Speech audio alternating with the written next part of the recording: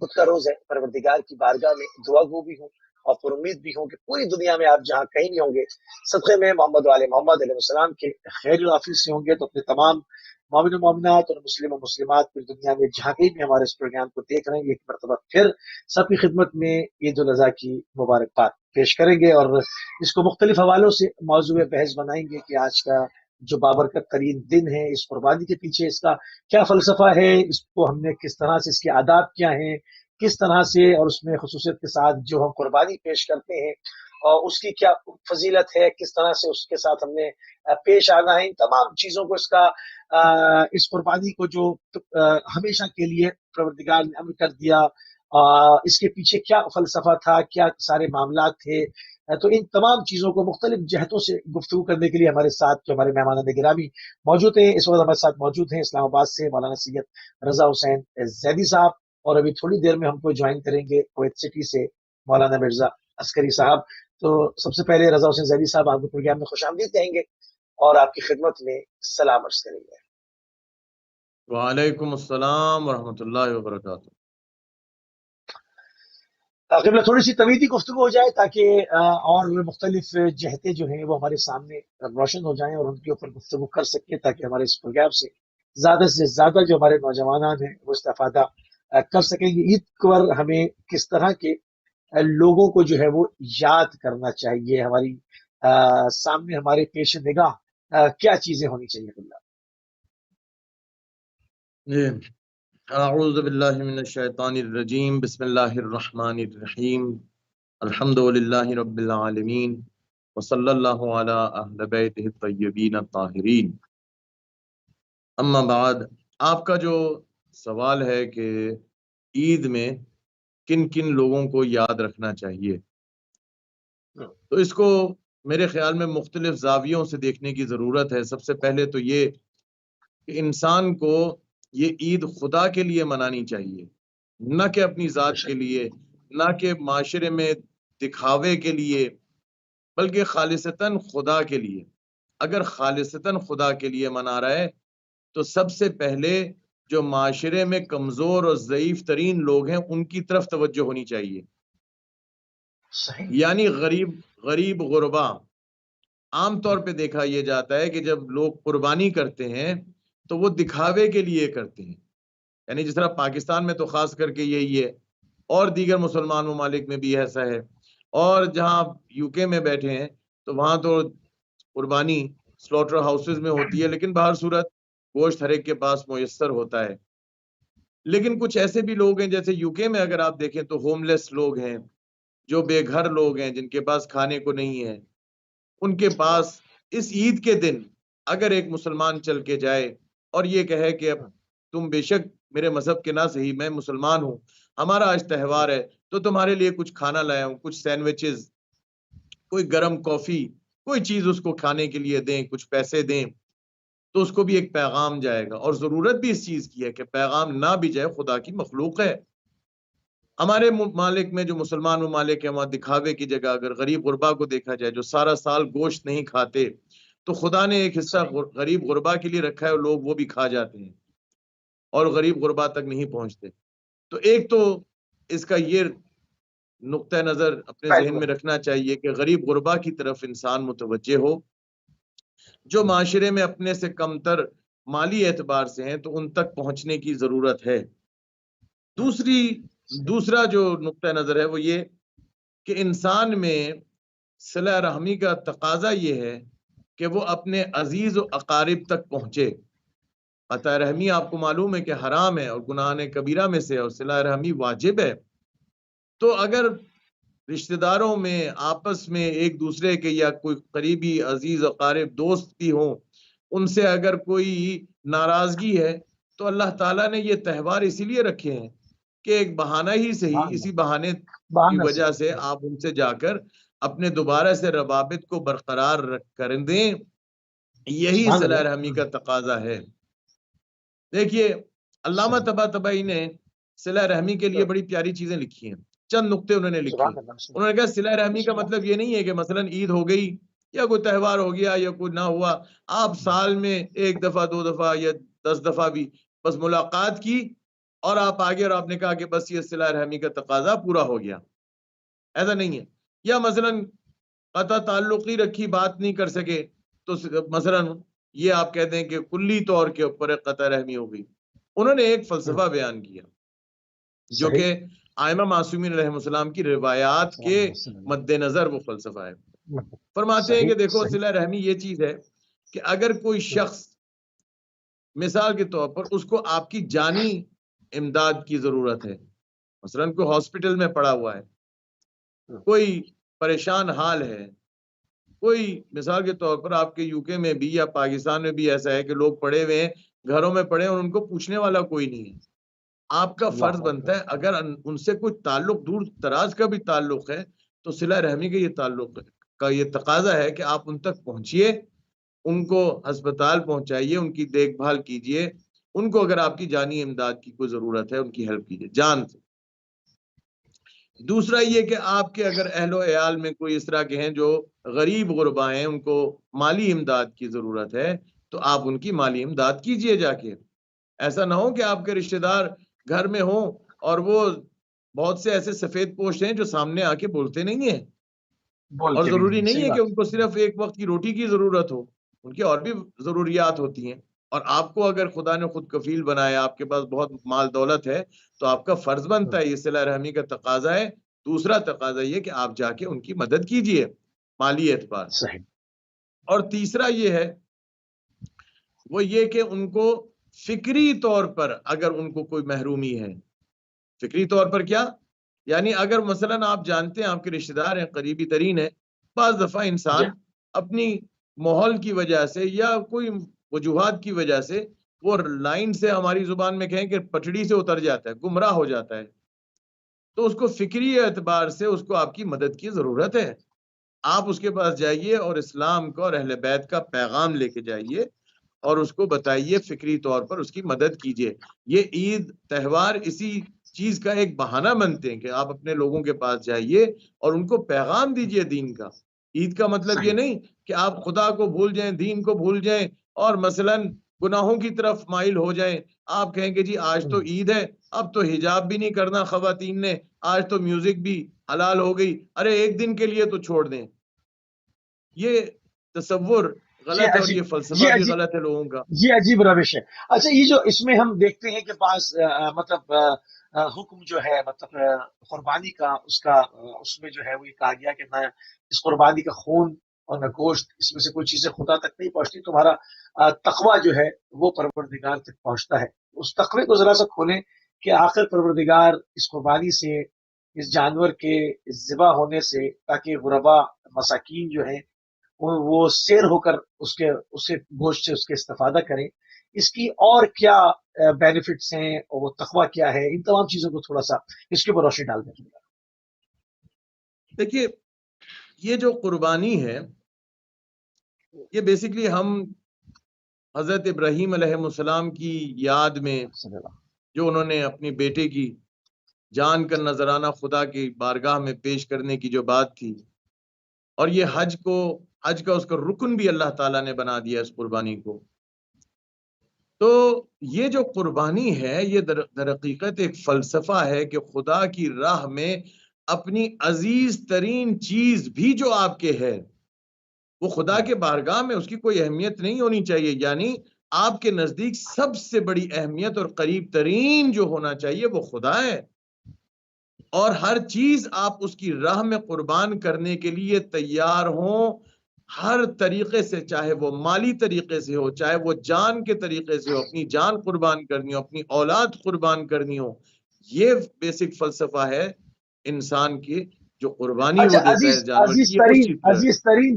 عزیز ترین شے کو آپ قربان کرنے کو کہہ رہے ہیں، تو عزیز ترین شے میں تو انسان کی اپنی جان ہے یا اس کی اولاد ہے. تو اس میں لوگ عموماً سوال اٹھاتے ہیں کہ وہ جانور بیچ میں کہاں سے آ گیا. مطلب وہ ٹھیک ہے وہاں پر دمبا اترا تو وہ اس کو خدا نے رکھ دیا کہ اب آپ جانوری قربانی کریں، مگر ہم جہاں پر کہتے ہیں کہ عزیز ترین شے، تو عزیز ترین شے تو اپنی جان ہے یا اپنی اولاد کی جان ہے. دیکھیے یہ سمبولک ہے. سمبولک سے کیا مراد ہے کہ جانور کی جو قربانی آپ دے رہے ہیں یہ ایک سمبولک ہے. در حقیقت اس کے پیچھے فلسفہ یہی ہے. مثلا حج پہ آپ جاتے ہیں، آپ شیطان کو کنکریاں مارتے ہیں، 3 شیطان ہیں، ان کو کنکریاں مارتے ہیں نا، تو اس وقت ایسا نہیں ہے کہ وہ دیوار جو ہے وہ در حقیقت شیطان ہے اور شیطان کو آپ پتھریاں مار رہے ہیں، بلکہ احادیث سے یہ ثابت ہے کہ آپ اپنے اندر کے شیطان کو مار رہے ہوتے ہیں کہ میں نے حج کر لیا ہے، اب میں پاک ہو گیا ہوں، گناہوں سے پاک، ایک متقی انسان میں تبدیل ہو چکا ہوں، اب میرے پاس دوبارہ نہ آنا، اور اپنے نفس کے شیطان کو آپ مار رہے ہوتے ہیں۔ اسی طرح یہ قربانی ہے جو کہ حج کا رکن ہے، کہ یہ قربانی سمبولک ہے اس جانور کی، یعنی وہ جانور جو ہے وہ در حقیقت وہ آپ کا مالی اعتبار سے اگر آپ دیکھیں تو شاید اتنی کوئی بڑی چیز نہ ہو، تو یہ قربانی جو ہے یہ ایک فلسفہ ہے، ایک آپ کو یاد دلاتے ہیں آپ کے فرائض کے لیے کہ انسان کو اللہ تعالیٰ نے جو خلق کیا ہے وہ اپنی ذات کے لیے خلق کیا ہے، نہ کہ دنیا کے لیے، دنیا میں الجھنے کے لیے نہیں۔ یہ چیز طے ہو رہی ہے، یہاں پر یہ چیز طے ہو رہی ہے کہ یہ تو چلے ٹھیک ہے سمبولک ہو گیا اور اس کے گلے پہ چھری جو ہے وہ چل گئی، مگر حقیقت کی اگر نگاہوں سے دیکھا جائے تو یہ چھری جو ہے وہ انسان کے اپنے اندر جو ایک حیوان ہے اس پر بھی تو چلنی چاہیے، اس کو بھی جو ہے وہ قربان ہونا چاہیے، وہ اس کو نہیں جو ہے وہ انسان عموماً اس کو قربان نہیں کرتا، اپنی انا کو، اپنی عزت کو، اپنے گھمنڈ کو، لوگوں کو نیچا دکھانے کے حوالے سے، رشتہ داروں سے منہ پھیرنے کے حوالے سے، مختلف چیزیں۔ تو اس حوالے سے آپ کیا کہیں گے کہ اگر ایک انسان ہمارے ساتھ قبلہ کویت سے جڑ گئے ہیں، قبلات کو بھی پروگرام میں خوش آمدید کہیں گے اور آپ کی خدمت میں سلام بھی عرض کریں گے اور عید کی بھی مبارکباد دیں گے۔ جی السلام علیکم، میرا بھی آپ کی خدمت میں اور تمام ناظرین اور بالخصوص مولانا کی خدمت میں عرض ادب و سلام ہے انشاءاللہ، اور آج کے دن کی تمام خوشیاں آپ سب کو مبارک ہوں۔ جزاک اللہ، جزاک اللہ۔ تو زیدی صاحب، اگر انسان اپنے اندر کی انا کو قربان نہیں کرتا اور سمبولک چیز کو تو قربان کر دیتا ہے تو کیا قربانی ہو گئی ہے، مطلب کاؤنٹ کر لی جائے گی؟ میں وہی عرض کر رہا ہوں کہ یہ قربانی اگر فقط للہ ہو، خدا کے لیے ہو، نہ کہ اس لیے کہ انسان مثلا دکھاوے کے لیے کر رہا ہو، اگر خالصتاً خدا کے لیے کر رہا ہو تو پھر خدا کی طرف سے وہ لطف بھی ہوگا کہ جس کی طرف آپ اشارہ فرما رہے ہیں، اللہ تعالیٰ پھر اپنی طرف اس کو رغبت دے گا، خدا کی طرف وہ راغب ہو جائے گا انسان، اس فلسفے کو سمجھے گا کہ قربانی کا فلسفہ آخر مثلا ہمیں جو کہا جاتا ہے کہ جی قربانی کریں، آخر کیوں کہا جاتا ہے، اس کے پیچھے کیا فلسفہ ہے، کیوں ہمیں کہا گیا قربانی کرو، یہ فلسفہ اگر سمجھتا ہے اور پھر وہ للہ، خدا کے لیے خالصتاً للہ اگر وہ قربانی کرتا ہے تو پھر وہ ان نتائج کے اوپر پہنچ جاتا ہے، ایز اے ریزلٹ اس کو مل جاتا ہے۔ میں ایک اضافہ آپ کے ساتھ کرنا چاہتا ہوں، وہ یہ کہ یہ جو ہم لوگ اس دن کی جو صلہ رحمی کی میں عرض کر رہا تھا، ہم لوگ عزیز و اقارب سے ملنے کی بات کرتے ہیں، ہم اپنے قریبی ترین ملنے جلنے کی بات کرتے ہیں لوگوں سے، لیکن کیا ہم نے کبھی ایسا سوچا کہ ہمارے ماں باپ سے بھی زیادہ، ہماری اولادوں سے بھی زیادہ، سب سے زیادہ جن کا ہماری گردنوں پر حق ہے اور جو ہم سے قریب ہیں اور ہم ان سے قریب ہیں، وہ ہمارے وقت کے امام صاحب العصر والزمان ہیں، اجل اللہ تعالیٰ فرجہ الشریف۔ کیا ہم نے کبھی سوچا کہ اس عید کے دن کاش ایسا دن ہوتا کہ ہم ان کے قدموں تک پہنچ جاتے، ان کے قدموں پر ہاتھ رکھتے اور مولا ہمارے سامنے تشریف فرما ہوتے؟ اصل عید تو وہ دن ہوتا۔ اس طرف بھی توجہ کی ضرورت ہے کہ ہم دیکھیں کہ ہم اپنے امام وقت کی طرف متوجہ ہیں، اپنے عزیز و اقارب کی طرف متوجہ ہیں، فلانے سے ملیں، فلانے سے ملیں، عید کا دن ہے، اس کو عید مبارک، اس کو عید مبارک، بہت اچھی بات ہے، صلہ رحمی کا تقاضا ہے، لیکن اپنے وقت کے امام جو آپ کے قریبی ترین ہیں کیا ہم ان کو یاد کرتے ہیں؟ میں واقعاً اپنے گریبان میں جھانک کے کہتا ہوں، نہ کہ تمام مومنین انشاءاللہ جو سن رہے ہیں وہ اپنے امام کو ہر وقت یاد کرتے ہوں گے، لیکن کیا عید کے دن جب بہت خوشی ہوتی ہے، لوگوں کو خوشی کے عالم میں ہوتے ہیں، اپنے امام کو نہ بھولیں؟ کیا انہوں نے کھایا آج وہ کن حال میں ہوں گے؟ ہم نے تو بڑے اچھے طریقے سے مثلا ران روسٹ کر کے کھائی، یہ کھایا وہ کھایا۔ کیا امام وقت آپ کے جو ہیں اس وقت حج میں ہیں، ہر سال حج پہ ہوتے ہیں امام زمانہ علیہ السلام، تو اس سال حج پہ وہ تشریف فرما ہے مولا، تو وہ مینا میں ہوں گے یقیناً، تو میرے مولا وہاں تشریف فرمائے، کاش ہم بھی اپنے مولا کے ساتھ ہوتے اور اس فضا میں ہوتے کہ ہمیں احساس ہوتا ہے کہ ہمارے دائیں بائیں یہ جو ہم سانس لے رہے ہیں، اسی میں دائیں بائیں ہمارے وقت کے امام موجود ہیں جو سانس لے رہے ہیں، جو نفس جو ہم سانس لے رہے ہیں اس میں، تو ہم اس طرف بھی توجہ، ہماری توجہات ہونی چاہیے کہ اپنے وقت کے امام کی طرف ہم دیکھیں کہ وہ ان کو نہ بھولیں۔ اللہ ہو کیا سبحان اللہ سبحان اللہ. گفتگو کو جو ہے وہ ناظرین آگے بڑھائیں گے، اور اس وقت مرزا عسکری صاحب بھی کویت سے ہمارے ساتھ ہیں. قبلہ تھوڑی سی یہی سے گفتگو کو جو ہے وہ تھوڑی سی آگے بڑھاتے ہیں. جب بھی عید الاضحیٰ کا نام آتا ہے، جناب ابراہیم کا وہ قرآنی واقعہ ہمارے اذہان کے اندر جو ہے وہ گردش کرتا ہے. وہ تمام چیزیں، کیونکہ ہم ایک بچپن سے ایک نیچرنگ ہوتی ہے، تربیت ہوتی ہے ایک مسلمان بچے کی، شروع سے ان تمام چیزوں کو پڑھایا جاتا ہے، سکھایا جاتا ہے، بتایا جاتا ہے. جیسے بھی ہم سوچتے ہیں فوراً ہمارا ذہن جو ہے وہ وہاں پہ پہنچ جاتا ہے. تو اس کو کس طرح سے سنت ابراہیمی کو ایک ابدی عبادت جو ہے وہ پروردگار نے قرار دیا، کس طرح سے یہ ابدی عبادت بن گئی. خلا اس حوالے سے گفتگو فرمائیے. اعوذ باللہ من الشیطان الرجیم، بسم اللہ الرحمن الرحیم، الحمد للہ والصلاة علی اہلہ. اما بعد، میں ایک بار پھر آپ کی خدمت میں اور تمام ناظرین کی خدمت میں اپنے محترم مولانا کی خدمت میں عرض ادب و سلام کرتا ہوں. علیکم السلام. اور انشاءاللہ بارگاہ خدا میں دعا ہے کہ آج کا دن ہم سب کے لیے اور تمام اہل عالم کے لیے، بالخصوص تمام اہل بیت کے چاہنے والوں کے لیے عید کا دن ہو، اور ہماری یہ عید مکمل ہوتی ہے ہمارے ولی نعمت کے ظہور کے نوید سے. انشاءاللہ اللہ آج کی عیدی ہماری حضرت کا ظہور قرار دے، اور جلد از جلد یہ غم و غمہ جو ہے عالم اسلام سے ختم ہو انشاءاللہ. آپ کی خدمت میں عرض کریں، یقیناً میں دیر سے آیا، اس کے لیے معذرت، کیونکہ نماز پڑھانے گیا تھا اور قبلہ نے ان عناوین پہ یقیناً مجھ سے بہتر روشنی ڈالی. بس میں ایک دو بات اضافہ کروں اس سلسلے میں کہ دیکھیے، یہ عید قربان، اصل میں قربان کا لفظ جو ہے وہ فارسی کا ہے، صحیح. اور اس کا عربی جو معادل ہے وہ ہے مثلا اضحیہ. اضحیہ بھی کہتے ہیں قربانی کو.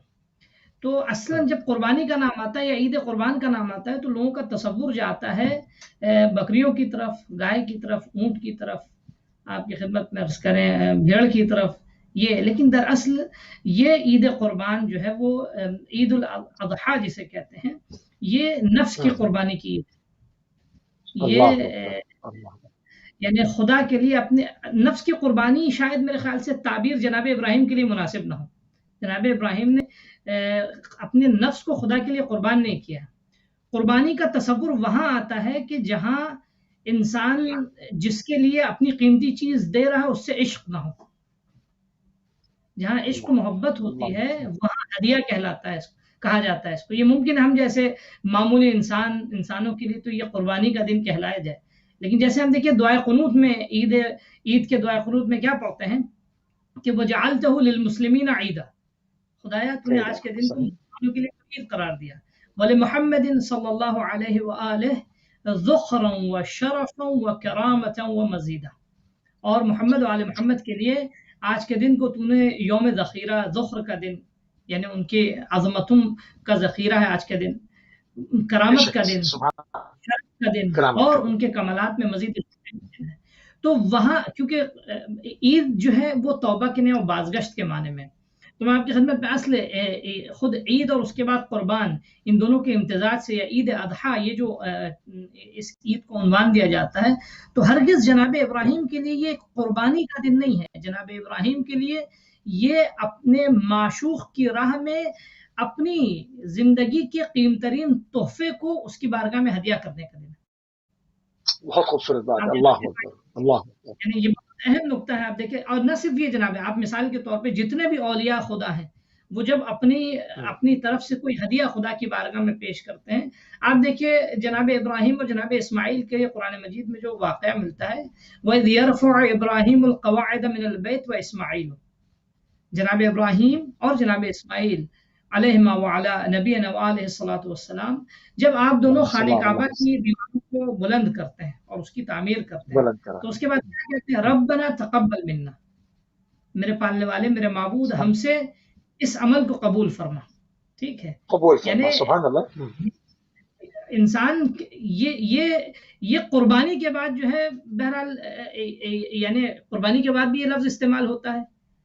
کسی چیز کو انسان جو ہے وہ قربانی کا مطلب یہ کہ نفس پر سخت گزرتا ہے ایسا کرنا، اللہ نفس کے لیے شاق ہو اس تحمل. لیکن جناب ابراہیم علیہ الصلوۃ والسلام نے جتنی بھی گویا سختیاں برداشت کی راہ خدا میں، کہیں بھی آپ کے نفس پہ شاق نہیں گزرا. میں آپ کی مثال ایونٹ کی آپ دیکھیں، اس کی طرف توجہ کریں. جناب ابراہیم نے جناب اسماعیل سے کہا کہ یا بنیا انی ارا فی المنام انی اذبحک، بیٹا میں خواب میں دیکھ رہا ہوں مسلسل کنٹینیوسلی 3 دن تک دیکھا کہ میں تمہیں ذبح کر رہا ہوں. اب یہ بھی جو ہے صحیح. اچھا. اس کے بعد مثلا تعبیر دیکھیں، تعبیر جو قرآن کی ہے اس میں کہیں بھی فرسٹریشن نہیں ہے، کہیں بھی اضطراب نہیں ہے، کہیں بھی خوف نہیں ہے، کہیں بھی ڈر نہیں. جناب اسماعیل نے کیا کہا؟ یا ابت افعل ما تؤمر، بابا آپ کو جو حکم ملا آپ انجام دیجئے. یعنی کتنا پیشنس دکھایا اس تعبیر میں، یا ہم تعبیر بدل کے کتنا کانفیڈنٹ دکھایا اس تعبیر میں اللہ نے. افعل ما تؤمر، بابا آپ کو جو حکم ملا آپ انجام دیجئے. ٹھیک ہے. آپ دیکھیے جس طرح میں اپنی زبان سے کہہ رہا ہوں، یہ وہی عبارت ہے جو قرآن مجید کی ہے. ایک جملہ کہہ دوں میں اس میں، ایک جملہ میں بھی کہہ دوں، ہدیہ کر دوں اس میں، کیونکہ واقعہ قرآنی ہے. ایک جملہ ہدیہ کرنا چاہتا ہوں. کیوں نہ استقامت دکھاتے جد کس کے ہیں؟ جد حسین ابن علی علیہ السلام کے ہیں. کیسے نہ استقامت پیش کرتے. بہت پیاری بات ہے. آپ کے سامنے اپنا افعل ما تؤمر، جناب اسماعیل نے کہا بابا آپ کو جو حکم مل رہا ہے پلیز آپ انجام دیجئے. ٹھیک ہے. اب دیکھیں کتنی، یعنی یہ تعبیر کا حسن، لطافت دیکھیں آپ تعبیر کی. اس کے بعد کیا؟ ستجدنی انشاءاللہ من الصابرین. اچھا، اب صابرین کا جب لفظ آتا ہے تو لوگوں کے ذہن میں فوراً آتا ہے مصیبت میں صبر کرنا، جبکہ صبر کا ہرگز معنی یہ نہیں ہے کہ خود کو ضبط کرنا، درد کو برداشت کرنا. صبر کا مطلب ہے استقامت، صبر کا مطلب ہے ریسسٹنس. سب کا مطلب یہ کہ کسی بھی ایونٹ کو فیس کرنا پوری ہمت اور پورے کیا نام ہے جرأت کے ساتھ. ٹھیک ہے. استقبال کرنا اس کا. اصل صبر کا مطلب یہ ہے. ٹھیک ہے. ستجدنی انشاءاللہ من الصابرین، آپ انشاءاللہ ہمیں صابرین میں سے پائیں گے. تو اب آپ دیکھیں اس جناب ابراہیم مسلسل 3 بار. اچھا، جہاں انسان سخت ہوتا ہے کہ اگر دل کو شاق ہو تو ایک بار ہوا تو ٹھیک ہے گریز کر لیتے، چلو بھائی جان بچی لاکھوں پائے، بیٹا بچ گیا میرا. 2 بار ہوا جان بچی لاکھوں پائے، 3 بار نہیں، مسلسل جب بھی جو ہے وہ چھری پلٹتی ہے اور پھر بعد میں افسوس کے ساتھ کہ خدائے کیا مجھ سے کوئی خطا ہو گئی، کیا مجھ سے کوئی غلطی، میں زبان حال عرض کر رہا ہوں، کیا مجھ سے کوئی غلطی ہو گئی، کیا میرا ہدیہ قبول نہیں ہے. تو اس کے بعد کی جو تعبیر، لطیف تعبیر قرآن مجید میں اللہ نے پیش کی، قد صدقت الرؤیا یا ابراہیم، اے ابراہیم آپ نے خواب سچ کر دکھایا. ٹھیک ہے. وَفَدَيْنَاهُ بِذِبْحٍ عَظِيمٍ. یہ تعبیر اللہ کی طرف سے، اس رب غفور رب رحیم کی طرف سے ایک آنر ہے جناب ابراہیم کے لیے کہ ابراہیم آپ نے اپنا خواب سچ کر دکھایا. ٹھیک ہے. اچھا، خود اللہ نے دیکھیے تعبیر کا استعمال کہ صدقت الرؤیا، یعنی یہ بھی اللہ کہہ رہا ہے کہ ہم نے جبرائیل کو نہیں بھیجا تھا، ہم نے میکائیل کو نہیں بھیجا تھا، ہم نے فرشتہ وحی کو نہیں بھیجا تھا، ہم نے صرف خواب میں ابراہیم کو دکھایا تھا. لیکن یہ خواب کو بھی اس قدر ابراہیم نے میری راہ میں، میرے عشق میں حقیقت سمجھا کہ چلے گئے وہ خواب کو بھی اس کی تعمیل کے لیے چلے گئے. تو یہ ساری تعبیریں، یہ ساری حقیقتیں آپ دیکھیں اس ایونٹ کی، اس سے نظر آتا ہے کہ ہرگز ہم لوگوں کے لیے قربانی کا دن ہے، لیکن جناب ابراہیم کے لیے قربانی کا دن نہیں ہے، بلکہ معشوق کی بارگاہ میں ہدیہ پیش کرنے کا دن ہے. عشق کا دن ہے. اللہ اکبر. بہت خوبصورت. قبلہ ذیلی صاحب بہت ہی خوبصورت طریقے سے انہوں نے جو ایک ابدی عبادت جو قرار پائی، اس کے اندر جو عشق کا ایک سلسلہ ہے، عشق کی راہیں ہیں، اس کو جو ہے وہ کھولا. اور قرآنی باقاعدہ قصہ ہے جو کہ قیامت تک کے لیے ہماری ہدایت کے لیے ہمیشہ ایک روشن رہے گا انشاءاللہ. اس سے جو ہے وہ ان تمام چیزوں کو جو ہے وہ پیش فرمایا. اگر دیکھا جائے کہ ہمارے خلق ہونے کا جو مقصد ہے، جو ہماری انسانیت کے جو مقصد ہے، ہماری خلقت کا جو مقصد ہے، اس کو جو ہے وہ اللہ تعالیٰ کی جو ذات ہے اس کو ماننا ہے، اس کی معرفت کو کم حقہ حاصل کرنا ہے. جتنا بھی ہم نے ہمارے اندر ایک کیپیسٹی ہے، جتنا بھی پروردگار نے مجمع رکھا ہے کہ ہم اس کو قبول کر سکتے ہیں، اتنا ہم نے جو ہے وہ اس کو ماننا ہے. اور اس میں اگر پروردگار چاہتا تو بغیر کسی وسیلے کے بھی اس ہدایت کا بندوبست جو ہے وہ ہمیں کر دیتا، ہم اس کو سمجھ جاتے، مگر اس نے ہادیان کو جو ہے وہ بھیجا. تو ایسا اس کی کیا غایت و علت ہو سکتی ہے؟ ایسا کیوں ایک نسل جو ایک سلسلہ ہے انبیاء کا، اور اس کے بعد ہادیان برق کا، پھر معصومین علیہ السلام کا، اور آج تک امام زمانہ روحی و ارواحنا الفدا غیبت میں ہے، اور انشاءاللہ تشریف لائیں گے اور دنیا جو ہے وہ ان کے نور سے روشن ہو جائے گی. تو یہ ہادیان کو بھیجنے کا جو فلسفہ ہے وہ کیا ہے؟ دیکھیے، سب سے پہلے تو بات سمجھنے کی یہ ہے کہ اللہ تعالیٰ نے کائنات میں کسی بھی چیز کو بغیر مقصد کے خلق نہیں کیا. ہر کوئی چیز کسی نہ کسی چیز کے لیے وسیلہ ہے. بغیر مقصد کے کسی چیز کو خلق نہیں کیا. پورے کائنات کو اللہ تعالیٰ نے اس نظام پر بنایا ہے. ہر شے کسی نہ کسی چیز کے لیے. اپنے بدن سے بھی اگر شروع کریں تو ہر چیز، یہ آنکھ اس چیز کا وسیلہ ہے کہ میں دیکھ سکوں، کہ بغیر میں نہیں دیکھ سکتا. اسی طرح کائنات میں بھی ہر چیز کسی نہ کسی چیز کے لیے وسیلہ ہے. ہدایت کو بھی اللہ تعالیٰ نے وسیلے کے ذریعے اپنے انسانوں تک پہنچانے کا ذریعہ یہ اللہ نے پسند فرمایا ہے. اس کا مطلب یہ نہیں ہے کہ خدا مثلا محتاج ہے وسیلے کا، نہیں، محتاج نہیں ہے. خدا بغیر وسیلے کے بھی ہدایت پہنچا سکتا تھا، لیکن خدا نے پسند یہ کیا کہ وسیلے کے ذریعے ہو اور ان ہادیان برحق کے ذریعے ہو جو اللہ تعالیٰ کی صفات فعلیہ کا کاملاً اتم مظہر ہوں. میں آپ کی اسی بات کو آگے چلانے سے پہلے مولانا کی بات سن کے میرے ذہن میں ایک آیت مبارکہ آئی، اس کی طرف پہلے میں اشارہ کر دوں کہ یہ جو حضرت ابراہیم علیہ السلام کی گفتگو فرما رہے تھے، ماشاءاللہ خدا ان کی توفیقات میں اضافہ فرمائے. ایک آیت مبارکہ ویسے ہی میرے ذہن میں آئی جو آپ لوگوں کے عموماً اذہان میں ہوتی بھی ہے اور مجالس میں سنتے بھی ہیں کہ اذ ابتلی ابراہیم ربہ بکلمات فاتمہن. جب یوں کہہ لیں لوگوں کو سمجھانے کے لیے کہ 100% کامیابی کے ساتھ انہوں نے اپنا امتحان پاس کر دیا حضرت ابراہیم علیہ السلام نے. تو یہ جب جس طرح مولانا فرما رہے ہیں کہ اپنی عزیز ترین چیز بھی جو حضرت اسماعیل علیہ السلام سے جس طرح محبت کرتے تھے، جو نبی ہیں اللہ کے معصوم عن الخطا، ان سے جتنی محبت کرتے تھے خدا کی بارگاہ میں پیش کر دیا. اب جب پیش کر دیا، اس امتحان میں 100% کامیاب ہو گئے. ایک اولی العزم انبیاء میں سے ہیں، 5 انبیاء جو ہیں ان میں سے ایک یہ حضرت ابراہیم علیہ السلام کوئی چھوٹے نبی نہیں ہیں، یہ بہت عظیم نبی ہیں. رسول اللہ کے بعد صلی اللہ علیہ وآلہ وسلم کے بعد رسول کے جد بھی ہیں اور وہ عظیم ترین نبی. اچھا اب یہ کامیابی کے بعد کیا ہے؟ فَأَتَمَّهُنَ قَالَ اِنِّي جَاعِلُكَ لِلنَّاسِ اماما، میں بے شک بس میں آپ کو امام بنانے جا رہا ہوں. یہ عید قربان ہمیں یہ بھی تو یاد کراتی ہے نا، ہمیں امامت کا یاد نہیں کراتی عید قربان. ارے بھائی ویسی گوشت کھا کے، اللہ کا دیا ہوا گوشت کھا کے گھر چلے جائیں. بھائی یہ سوچیں تو صحیح، وہ ابراہیم علیہ السلام نے جب وہ قربانی جو سمبولک ہے وہ دی خدا کی بارگاہ میں، اپنی عزیز ترین چیز، تو اللہ نے کیا کیا؟ اللہ نے ان کو امام بنا دیا. لوگ کہتے ہیں کہ بھائی امامت تو اور نبی تھے، وہی امامت تھی، وہی نبوت تھی. اگر وہی تھا تو پھر بعد والی آیت بھی دیکھ لیجئے، اعلی من ذریتی، میری اولاد میں بھی اللہ دے دے.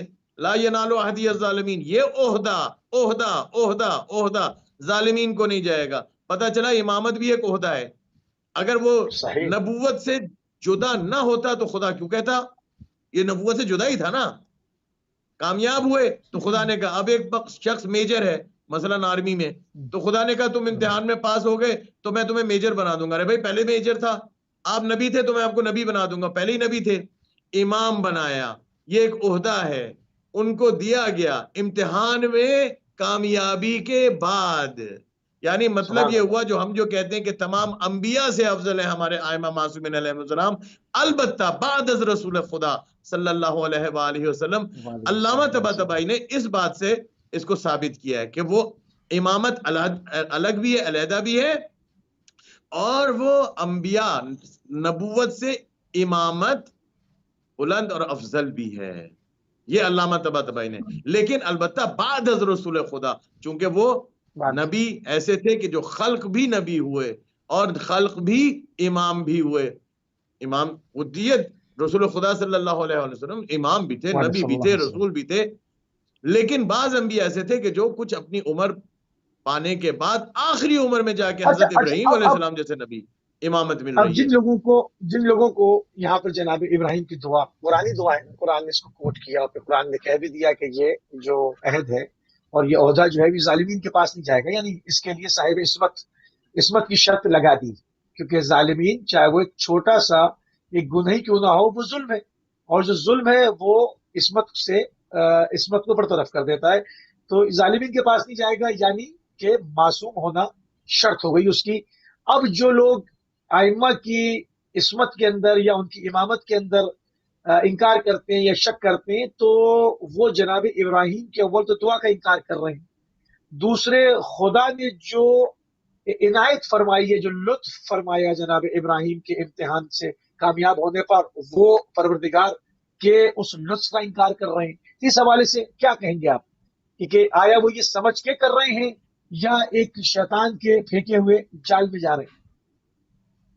یہ تو اب خدا جانے کہ وہ شیطان کے جال میں جا رہے ہیں، جان بوجھ کے کر رہے ہیں یا سمجھ کے کر رہے ہیں۔ بعض لوگ، زیادہ تر اکثریت میرے خیال میں وہ لوگ ہیں کہ آپ یہی پوچھ رہے ہیں نا کہ جو لوگ یہ جانتے بوجھتے ہوئے پیچھے ہٹ رہے ہیں، تو میرے خیال میں ایسے لوگ بہت کم ہوتے ہیں کہ جانتے بوجھتے ہوئے یہ تو اہل جناب بیت اطہار ابراہیم، علیہ یہ السلام کوئی سے روایت نہیں ہے نا، یہ کوئی روایت نہیں ہے نا کہ مطلب چاہے وہ تسلسل کے ساتھ آ رہی ہے، آپ غدیر کا انکار کر دیتے ہیں کہ جی نہیں نہیں وہ یہ نہیں تھا، وہ نہیں، وہ بھائی بنایا تھا، وہ دوست بنایا تھا۔ روایت ہے نا، آپ نے اس کو گما دیا۔ یہ تو قرآن ہے، یہ تو قرآن میں قرآن ہے۔ جناب ابراہیم کی دعا ہے، تو جناب ابراہیم کی دعا ہے، پروردگار نے اس کا جواب دے دیا۔ تو اب اس کو تو ادھر ادھر نہیں کیا جا سکتا نا، یہ تو بالکل سیدھا محکم بات ہو رہی ہے۔ تو اس میں پھر انکار تو جناب ابراہیم سے بغاوت ہو گئی نا، اس میں تو پھر پروردگار کے حکم کے آگے سرنڈر نہ ہونا ہے نا، تو شیطانیت ہو گئی نا کہ مطلب اکڑے کھڑے میں آپ، تو مطلب اس پہ میں چاہ رہا ہوں، اس پہ کچھ عرض فرمائیے۔ یہی میں عرض کر رہا تھا نا کہ علامہ طباطبائی نے اس سے ثابت کیا ہے کہ امامت نبوت سے جدا بھی ہے، افضل بھی ہے، اور یہ نبوت کوئی ایسی چیز نہیں ہے کہ انسان کو مثلا کسی بھی کو آپ کہہ دیں کہ جناب یہ بھی امام اور فلانا بھی امام، یہ امامت اس کو مل گئی، نہ، ایسا نہیں ہے۔ حتیٰ کہ ہر نبی کو بھی امامت نہیں ملی۔ حضرت اسماعیل، حضرت اسحاق علیہ السلام کے پاس تھی، اچھا ہر نبی کو یہ امامت نہیں ملی، جو اس کے اہل تھے ان کو یہ امامت ملی ہے۔ لیکن اس امامت کو وَجَعَلْنَاهُمْ أَئِمَّةً يَهْدُونَ بِأَمْرِنَا، یہ آیہ مبارکہ ائمہ معصومین علیہ السلام کے لیے ہے، یہ نہیں ہے وَجَعَلْنَاهُمْ أَئِمَّةً يَهْدُونَ بِأَمْرِنَا وَأَوْحَيْنَا إِلَيْهِمْ فِعْلَ الْخَيْرَاتِ، ہے نا، اور ہم نے ان کو اپنے امر سے، وَجَعَلْنَاهُمْ، جعل ہم نے بنایا، وَجَعَلْنَاهُمْ أَئِمَّةً جو ہدایت کرتے ہیں ہمارے امر سے، اللہ کے امر سے ہم ہدایت کرتے ہیں، وہ اوحینا الیہم فعل الخیرات، اور ہم ان کو نیک کاموں کے لیے جو ہے ہم ان کو وحی کرتے ہیں۔ اب آپ سورہ قدر میں پڑھتے ہیں نا کہ وہ ملائکہ کا نزول ہو رہا ہے، ہر شب قدر ہر مسلمان جانتا ہے کہ ہر سال شب قدر ہوتی ہے، ملائکہ آ رہے ہیں، اللہ کے احکامات لے کے آ رہے ہیں، تنزل الملائکۃ والروح فیہا باذن ربہم من کل امر، من کل امر، تمام وہ لے کے آئے احکامات۔ اب وہ کہاں پہاڑ پہ رکھ کے چلے گئے؟ کسی مفتی صاحب نے کہیں کبھی کلیم کیا پاکستان میں یا کہیں دنیا میں کہ یار وہ فرشتے آئے تھے، وہ مجھے یہ اللہ کا حکم دیں گے، مفتی صاحب آپ ایسا کر لیجئے گا اور لوگوں کو بتا دیجئے گا؟ نہیں بھائی، کوئی تو ہے ہستی کہ جن کو یہ احکامات دے رہے ہیں۔ کتنی آیات سے آخر منہ پھیریں گے، کس چیز سے پھیریں گے؟ بہت خوبصورت بات آپ کر رہے ہیں کہ یہ برپا ہوتی ہے، یہ دو ہی راتیں تو برپا ہو رہی ہیں، ایک عاشورہ برپا ہوتی ہے جس میں خون سید الشہداء تازہ جوش مارتا ہے، دوسری شب قدر برپا ہوتی ہے، یہ رسم نہیں ہو رہی خالی۔ بہت خوبصورت بات آپ نے دیکھیے خدا نے انسان کو اس لیے نہیں خلق کیا کہ وہ اس کو مان جائے۔ آپ کہیں گے یہ کیا کہہ دیا؟ خالی ماننا مسئلہ نہیں تھا، مانتا تو ابلیس بھی ہے۔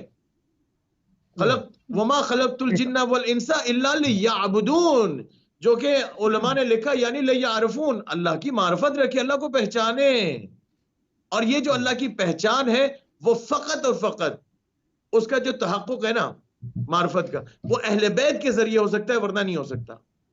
نحن باب اللہ، بالکل صحیح، بنا عرف اللہ، بنا عبد اللہ، امام صادق علیہ السلام۔ معذرت، آپ اللہ کو مان جائیں گے کہ اس کا وجود ہے، لیکن اس تک پہنچنا معرفت کے ساتھ، اس کو سمجھ جانا، یہ ممکن نہیں ہوگا۔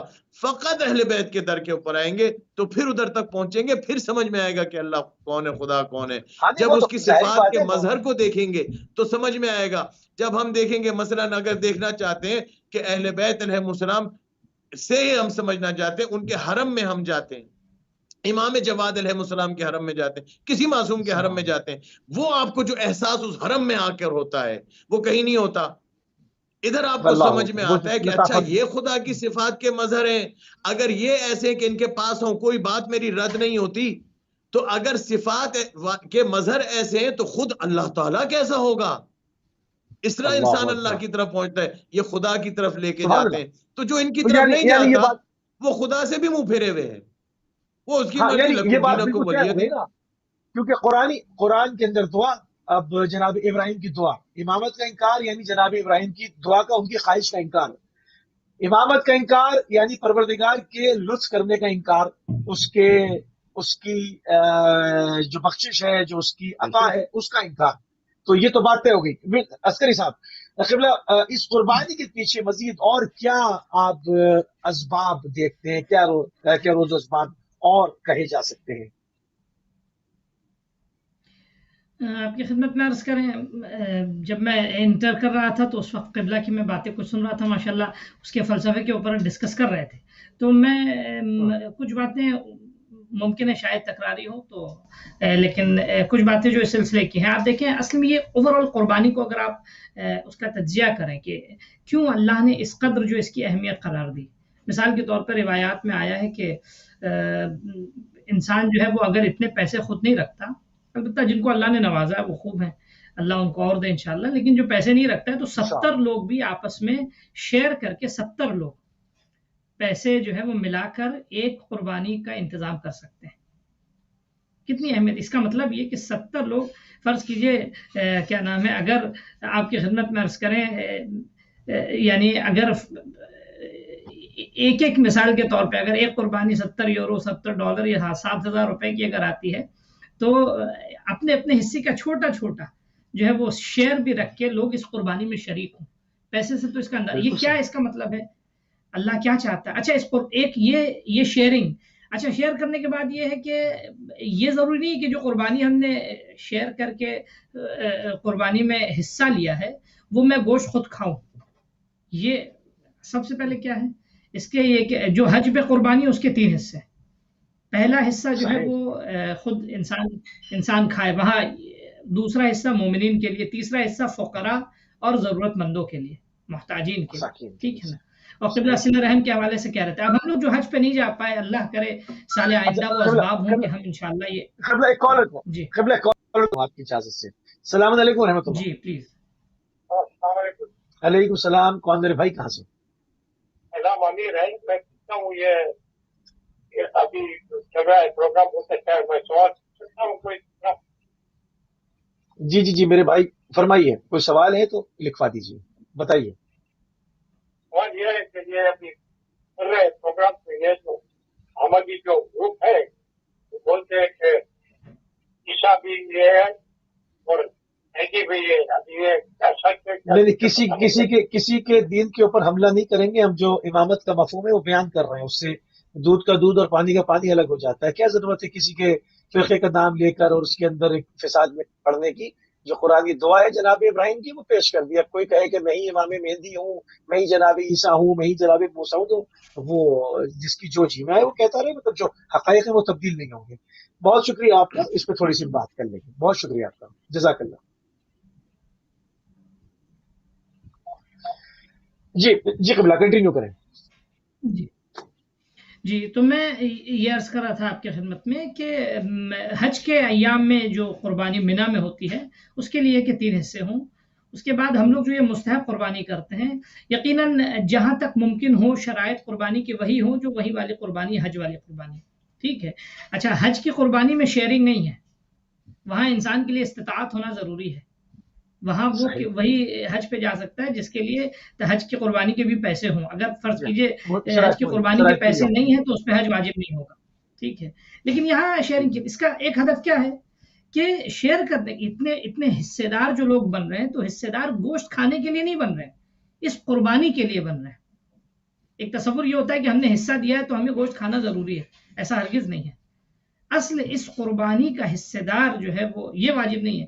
قربانی کا جو حصہ اللہ نے بنایا کہ یہ قربانی ہو، یہ عمل انجام پائے، سب سے پہلے اللہ کے نزدیک جو ہے وہ اس عمل کا انجام پانا اہم ہے. اچھا کیوں اس قدر اس عمل کا انجام پانا اہم ہے؟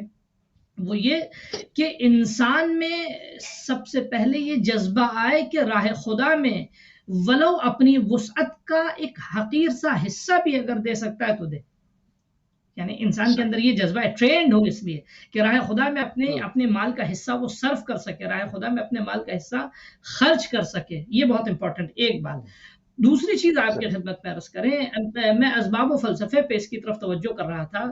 روایات میں بھی اس کی طرف دیکھا کہ جیسا کہ قبلہ نے بھی اشارہ کیا کہ مثلا ایک اہم فلسفوں میں سے ایک فلسفہ ہے تربیت نفس، کہ بارگاہ خدا میں انسان کیا دے سکتا ہے.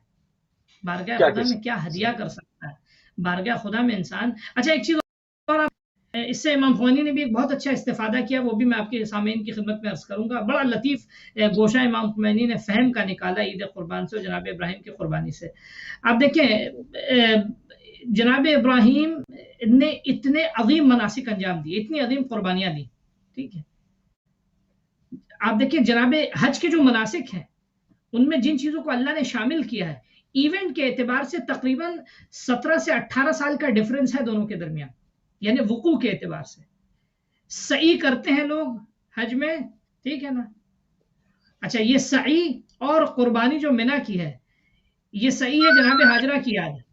یہ کب واقع ہوئی جناب حاجرہ کی یاد؟ جی جناب حاجرہ نے، جی آپ اس کو اٹینڈ کر لیں پھر میں اپنی بات کو کنٹینیو کروں. السلام علیکم ورحمۃ اللہ. وعلیکم السلام ورحمۃ اللہ. بسم اللہ جی. اچھا کون صاحب کہاں سے شامل ہو رہے ہیں آپ؟ کون صاحب کہاں سے؟ کون صاحب ہیں آپ کہاں سے؟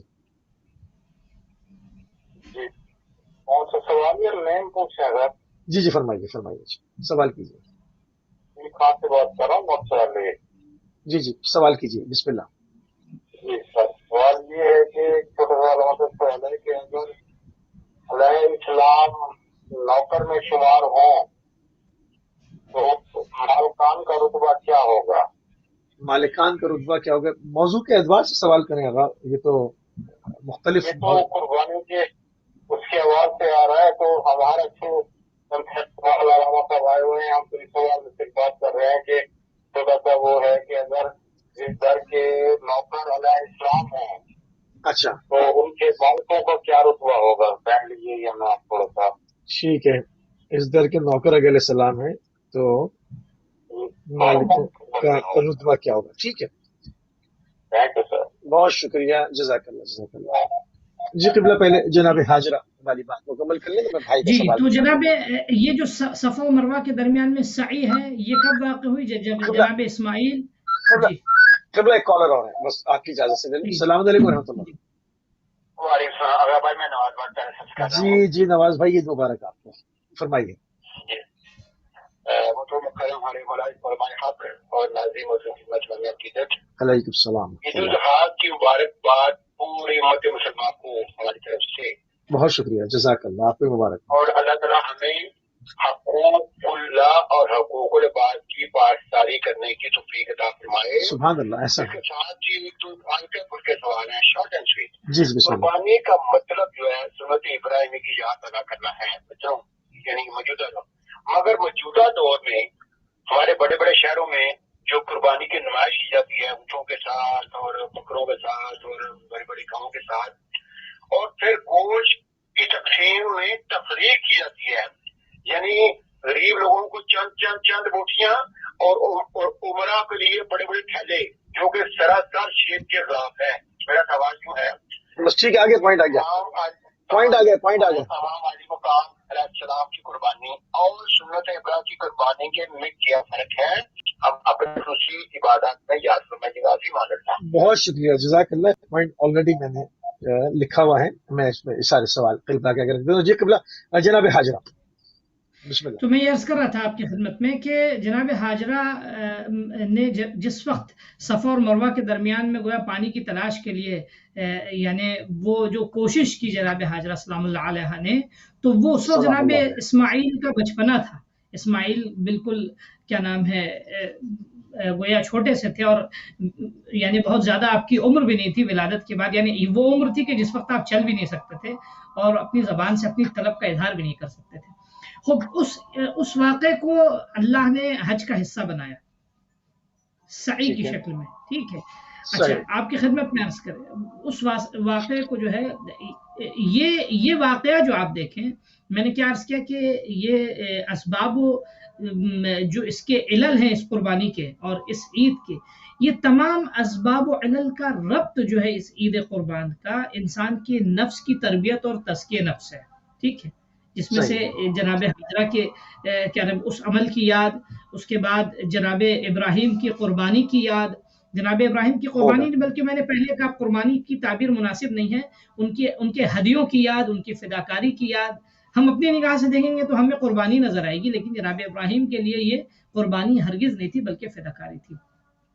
تیسرا فلسفہ جو سماجی اعتبار سے یہ ہے، اس کا ابھی جیسے بھائی نے بھی ہمارے سوال کیا، نواز صاحب نے، ان کے سوال سے ریلیٹڈ ہے، اس کا تیسرا اہم فلسفہ یہ ہے، میں کل ہی اس کے اسٹیٹسٹکس کا ملاحظہ کر رہا تھا اور دیکھ رہا تھا، دنیا میں بعض ملک ایسے ہیں، یہ ناظرین کے لیے بھی بہت اہم ہے، دنیا میں بعض ملک ایسے ہیں کہ جن میں اوسط درجے میں سال میں اگر ایک آدمی کے لیے مثلا بکرے کھانے کا یا گوشت کھانے کا اگر ان کے لیے وہ نکالا جائے، کیا نام ہے، تجزیہ کیا جائے کہ سال میں وہ کتنا گوشت کھاتے ہیں، تو ایک سال میں میکسیمم اوسط ان کا 7 سے 8 کلو ہوتا ہے۔ نائجیریا، اور بعض دوسرے ملک ایسے ہیں کہ جس میں ایک آدمی سال میں 8 کلو یا 7 کلو گوشت کھاتا ہے۔ یہ میں 2017 کی رپورٹ بتا رہا ہوں، ٹھیک ہے، کہ بعض ملک ایسے ہیں کہ جہاں فقر اس قدر زیادہ ہے، ٹھیک ہے، اور وہ مسلمان ملک بھی ہے یا مسلمان وہاں کثرت سے بھی ہیں، ٹھیک۔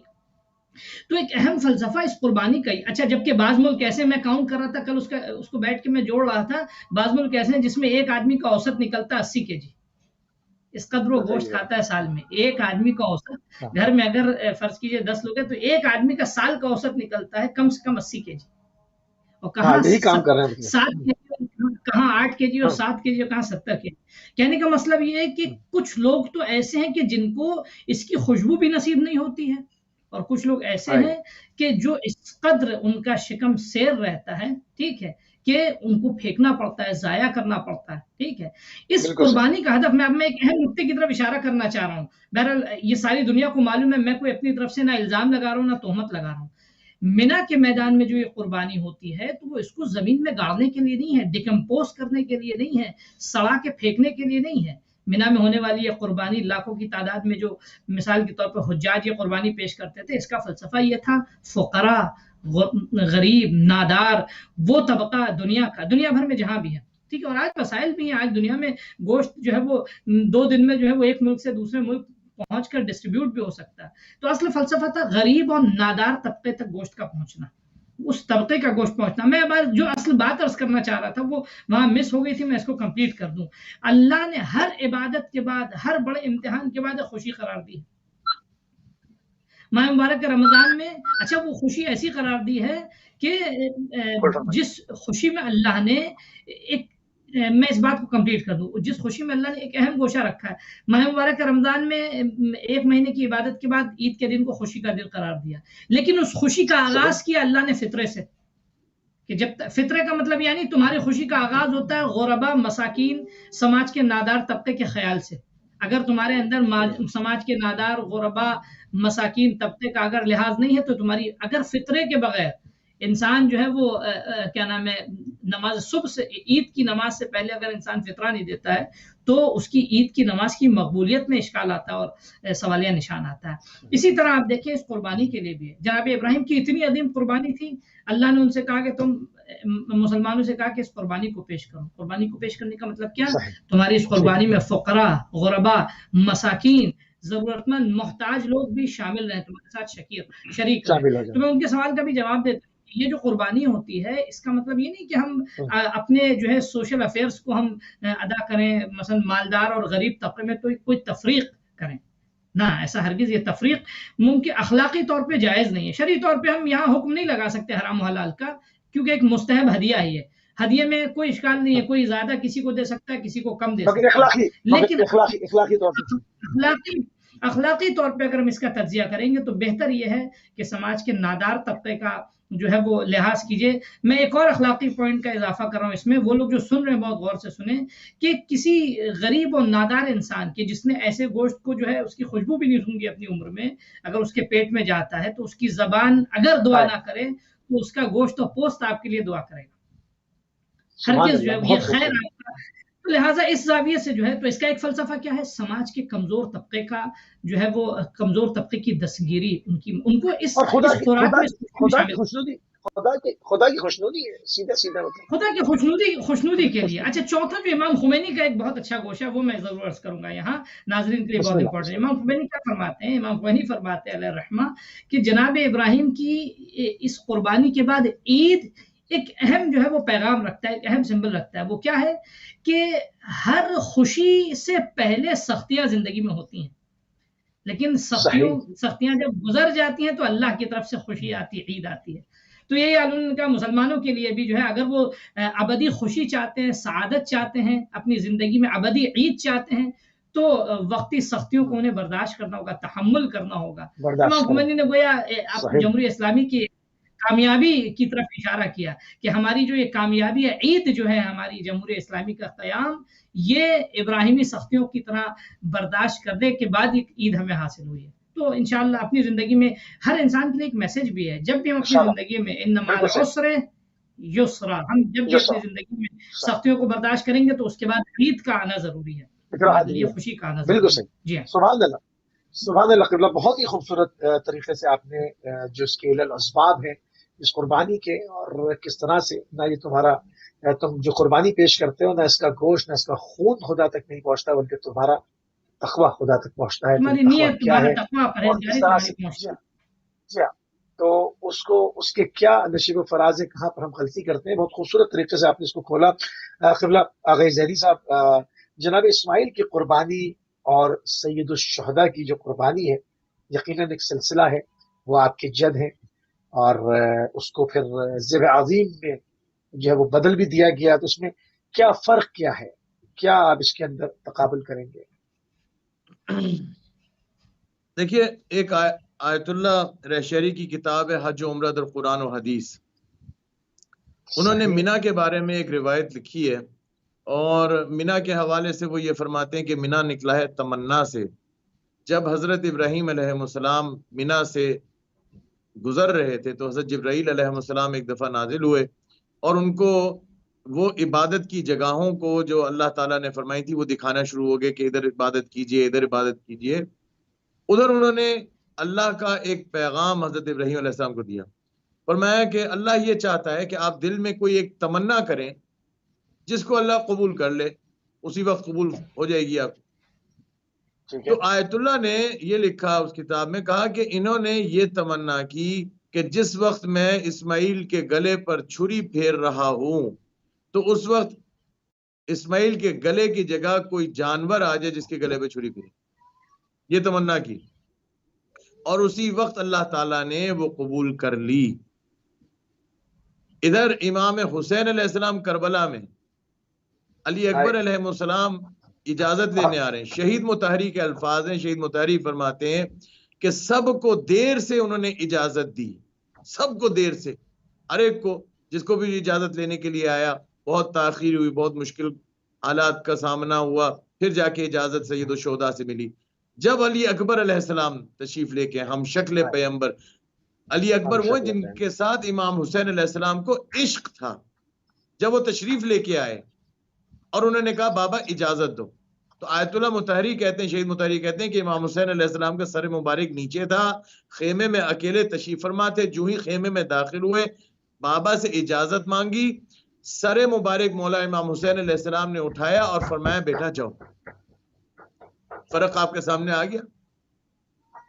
حضرت اسماعیل علیہ السلام اور امام حسین علیہ السلام ادھر ابراہیم علیہ السلام، ادھر امام حسین علیہ السلام.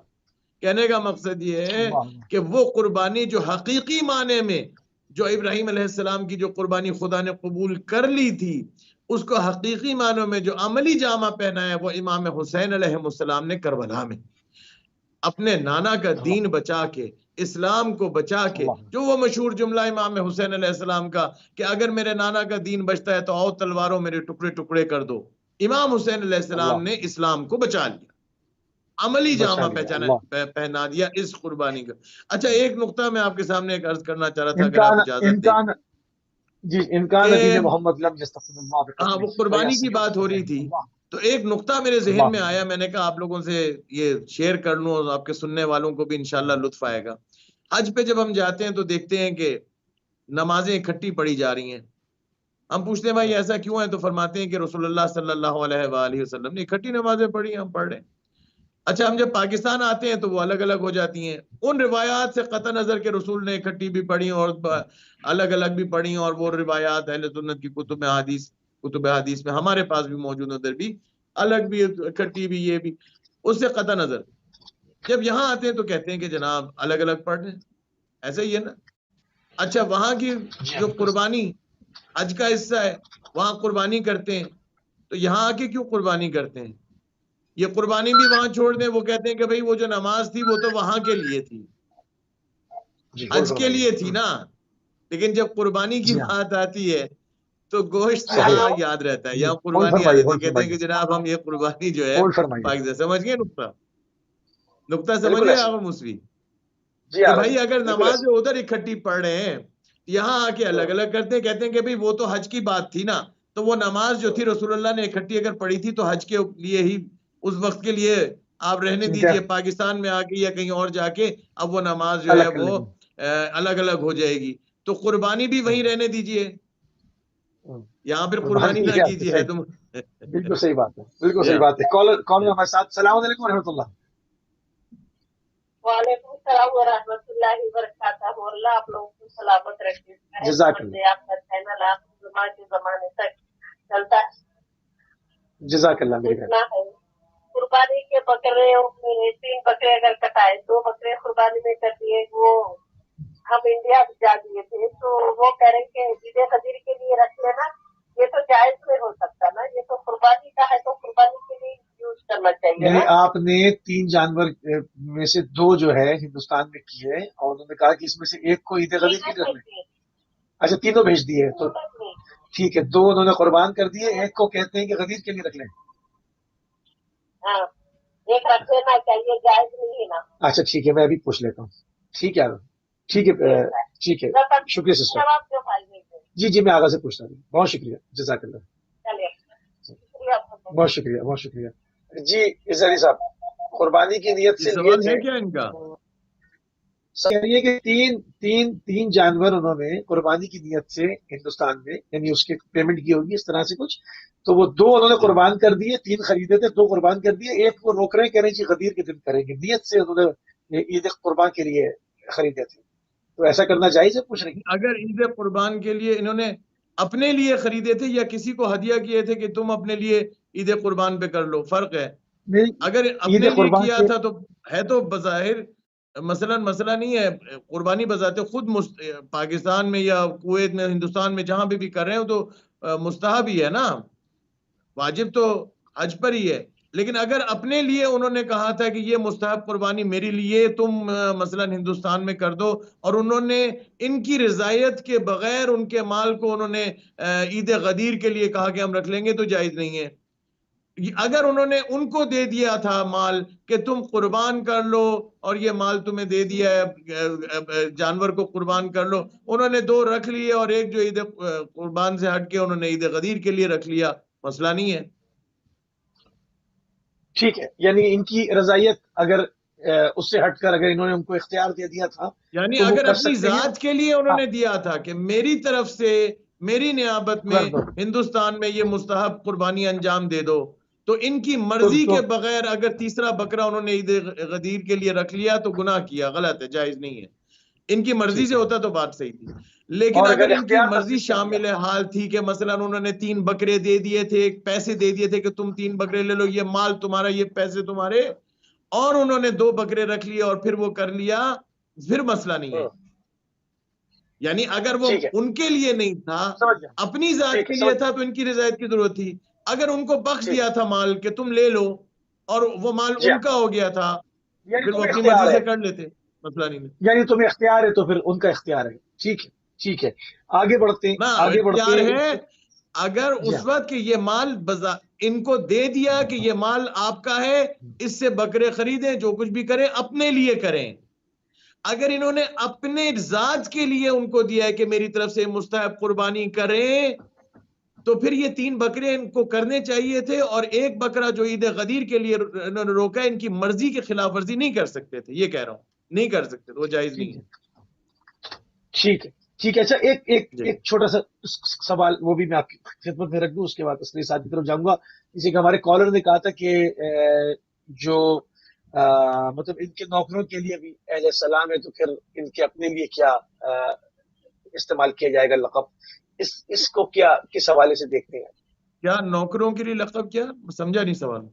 اہل بیت علیہ السلام کے جو گھر کے نوکر ہیں، جیسے جناب قمر ہو گئے، اس طرح سے، تو ان کے غلاموں کے لیے بھی بعض دفعہ مطلب علیہ السلام لوگ یوز کرتے ہیں تو وہ کہتے ہیں کہ اگر ان کے لیے علیہ السلام یوز کر لیا تو ان کے جو آقا و مولا ہیں بہتر ہے کہ ان کے لیے علیہ السلام نہ یوز کریں. نہیں علیہ السلام آپ انبیاء علیہ السلام کے لیے استعمال کریں, اہل بیت علیہ السلام کے لیے کریں, کیونکہ ان کی عصمت ثابت ہے. انما یرید اللہ لیذھب عنکم الرجس اہل البیت ویطہرکم تطہیرا. مثلا انبیاء علیہ السلام کے ساتھ پھر اہل بیت علیہ السلام کے لیے بھی آپ کر سکتے ہیں, ٹھیک ہے نا. لیکن اصحاب ائمہ علیہ السلام کے لیے علیہ السلام میرے خیال میں بہتر نہیں ہے. وہ نہ کریں, یہ نہ کریں کہ علیہ السلام آپ پھر اہل بیت سے ہٹ کے بھی استعمال کرنا شروع کریں.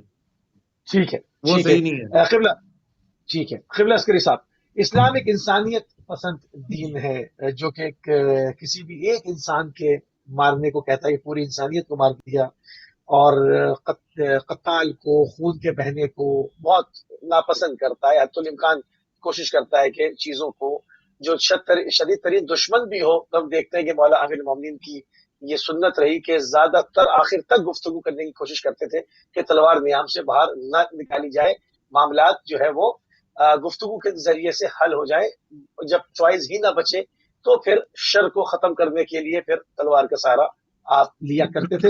یہاں پر ہم دیکھتے ہیں کہ ایک اس طرح کے دین کے پیروکار لوگ سوال اٹھاتے ہیں کہ جی قربانی پہ لاکھوں کروڑوں کی تعداد میں جانور, پھر ان کے ساتھ بعض جگہوں پر بے رحمی کا بھی سلوک کیا جاتا ہے. لوگ عموماً اتنے تربیت یافتہ نہیں ہوتے, اخلاق اتنے اور اتنے نفس پاکیزہ نہیں ہوتے, تو وہ اس میں جو ایک تماشے کی سی کیفیت اور یہ تمام چیزیں, تو یہ دو چیزیں باہم ملتی نہیں کہ آدمی اپنے کو مسلمان بھی کہے اور ایک جگہ کچھ جانوروں کے ساتھ بے رحمی کا مظاہرہ بھی کرے. اس حوالے سے کیا کہیں گے آپ؟ دیکھیں, آپ کی خدمت میں عرض کریں, اس طرح کے اعتراضات یقیناً آتے ہیں, خاص کر ان ایام میں کہ مثلا جانوروں کے ساتھ بے رحمی ہوتی ہے, اور مثال کے طور پہ اس طرح جانوروں کو ذبح کیا جاتا ہے اور اتنا خون بہایا جاتا ہے. ٹھیک ہے, بہت سے لوگ اس کو برداشت بھی نہیں کر پاتے ہیں, اور ان کے لیے وہ کہتے ہیں کہ ہم یہ خون نہیں دیکھ سکتے, ہمارے لیے ممکن نہیں ہے. اسی لیے بہت سے ملکوں نے یہ راستہ نکالا, یعنی سمپیتھی کو جانور کے بنسبت جو ہے وہ مثلا اس اپنی گویا نرم دلی کو برقرار رکھنے کے لیے جانور کو انہوں نے خاموشی سے شاک دیا, الیکٹرک شاک دیا, اور اس کو مارنے کے بعد پھر اس کے گلے پہ چھری چلائی. جب تک زندہ رہے گا تو وہ اس کے اندر تکلیف اور اذیت ہوگی, اور مرنے کے بعد جب وہ شاک دے کے ہم اس کو مار دیں گے تو اس کے بعد اس کو تکلیف نہیں ہوگی. لیکن میں اس کو ایک دوسرے زاویے سے آپ کی خدمت میں عرض کرنا چاہتا ہوں. آپ کال لینا چاہیں تو لے لیں, پھر میں کنٹینیو کروں گا. السلام علیکم و رحمۃ اللہ. جی کون صاحب, کہاں سے؟ جی میں مہدی حسن بات کر رہا ہوں ممبئی سے. مہدی حسن صاحب ممبئی سے, بسم اللہ جی, فرمائیے میرے بھائی, عید مبارک. آپ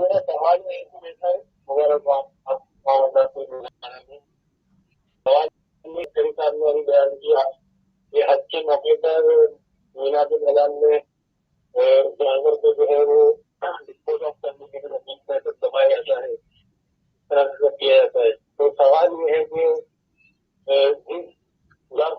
میں جانتا ہوں جو میں نے سمجھا ہے وہ خدا کیا اس چیز کو کیا ایکسپٹ کرے گا؟ چاہیے ہم سمندر میں نہیں کر رہے تھے, بالکل ٹھیک ہے, ایک حج کا پارٹ سمجھ کے اس کو اس طرح سے ہم کرنے کے بعد. ہاں صحیح بات ہے. جو اس کا فلسفہ تھا کہ مساکین کو جائے, آپ کے پاس جائے, غربا کے پاس جائے, تو آپ نے تو زمین میں دبا دیا اس کو. بات صحیح ہے آپ کی, میں سوال رکھتا ہوں. اس میں ہمارے علماء کی کیا ذمہ داری ہے جس طرح سے یہ سب بہت برباد ہو رہا ہے, اور یہ اس کو حج کا پارٹ. جی آغا, یہ تو اونٹ کا گوشت ہے, یہ تو آغا اونٹ کا گوشت ہے. وہ تو پوری امت کی حج کی کمائی کو شراب خانے جوئے خانے میں اڑا دیتے ہیں, اس کو کوئی نہیں پوچھ رہا. یہ تو اونٹ کے گوشت پہ کون پوچھے گا؟ بہرحال شرعی مسئلہ ہے, میں سامنے رکھ دیتا ہوں. اگر خیانت کی بات کی جائے تو وہ تو بڑی بڑی خیانتیں ہو رہی ہیں, اس میں کیا ہے؟ آپ نے دیکھ لیا, کلب کھلے میں ہے, سنیما کھلے میں, ساری جو ہے وہ ساری مصیبت عمرے کے لیے آئی ہوئی ہے, حج کے لیے آئی ہوئی ہے. بہرحال خیر, میں سوال رکھ دیتا ہوں. بہت شکریہ. آپ کی بات صحیح ہے, لیکن ہماری انڈیویجول کو ذمہ داری ہوتی ہے. ہم جب یہ کرنے کے لیے جا رہے ہیں تو ہمارا ایک پارٹ ایک رکن ہے حج کا, اور ہم یہ چیز کرنے کے لیے جا رہے ہیں, قربانی کرنے کے لیے, تو ہماری ذمہ داری کیا ہے؟ ہاں, تو اب یہ دیکھنا پڑے گا, کہ حکومت وہاں پر الاؤ کرتی ہے یا نہیں. اب میرا تو دل چاہ رہا ہے کہ میں نے جو قربانی پیش کی ہے وہ میں اس کے گوشت کو خود بھی اس کو تصرف میں لاؤں اور مساکینوں کو بھی دوں. اس کے اپنے عزیزوں کو بھی دوں. اب ڈپینڈ یہ کرتا ہے کیا میں اس کو لے کے آنے کا حقدار ہوں, اتنے وسائل ہیں, یا حکومت مجھے الاؤ کرتی ہے یا نہیں. اس کے اوپر ذرا سا وہ قانونی پیچیدگیاں آ جاتی نا, اس پہ بھی میں ابھی بات کر لیتا ہوں. بہت شکریہ, بہت شکریہ, جزاک اللہ. جی اگر پہلے سوال کا جواب دیں گے عسکری صاحب, یا اپنی بات کو پہلے جو جی شروع میں کیا اس تھا بات کو سوال کو مہدی حسن صاحب کے سوال کو جواب دیتا چلوں سوال کا, کہ دیکھیں آپ کی خدمت میں عرض کریں, یہ تو ایک ریالٹی ہے, ایک درد ہے, ٹھیک ہے, اور لیکن چونکہ یہ وقتی قبضہ ہے بہرحال, اور وقتی ناجائز تصرف ہے حج کے ارکان کا, ٹھیک ہے, تو اس وقتی ناجائز تصرف کے لیے ہم حج کے اس رکن کو چھوڑ نہیں سکتے, ٹھیک ہے. لیکن بہرحال کہ جو الحمدللہ کیا نام ہے دنیا کے جو عقلمند اور باشعور مسلمان ہیں, ان پر فریضہ بنتا ہے کہ وہ سعودی حکومت کے اعلیٰ حکام کے سامنے اپنی اپیل رکھیں کہ بھئی یہ اس سال تو خیر, اب پچھلے سال تو قربانیاں نہیں ہو پائیں اس مقدار میں جس مقدار میں ہر سال حج پہ ہوتی ہے, لیکن وہ اپنی اپیل رکھیں, اپنا مدعا رکھیں ان کے سامنے کہ آپ اتنی کثیر مقدار میں اس گوشت کو ضائع نہ ہونے دیں.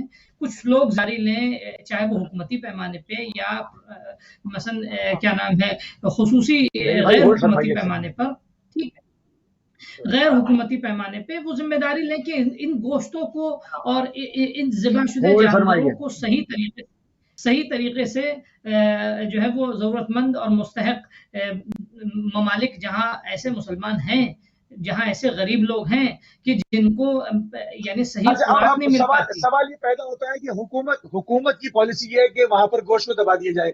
ایک آدمی چاہتا ہے, وہ ٹھیک ہے, حکومت کی پابندی ہے, تو کیا اس کی قربانی اور حج ہو گیا نا, وہ تو بیچارہ مجبور ہے, وہ کیا کرے وہاں. نہیں, میں آپ کو ایک ایگزامپل دیتا ہوں ان کی بات کے لیے, کہ فرض کیجئے ابھی ہمارے یہاں عمرہ تمتع اور حج تمتع ہے, ٹھیک ہے. عمرہ تمتع میں جو ہے فرض کیجئے جو حج کے ایام کے علاوہ بھی جو عمرہ ہوتا ہے, وہ عمرہ تمتع میں 2 طواف ہے, ایک طواف واجب ہے اور ایک طواف نساء ہے. طواف نساء کے بغیر جو ہے آپ کی خدمت میں عرض کریں, ایک شادی شدہ انسان اگر ہے تو اس کی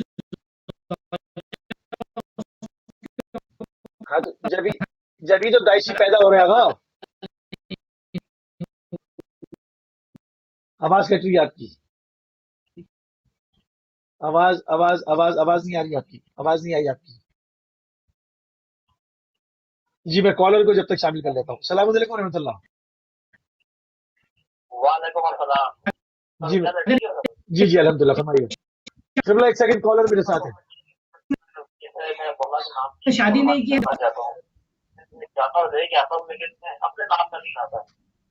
دوبارہ سوال کریں, آواز نہیں آئی صاحب, دوبارہ سوال کریں. جی فرمائیے, آپ فرمائیے, جلدی سے فرمائیے.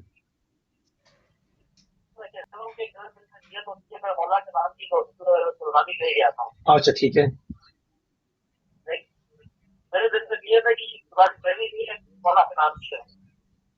ٹھیک ہے,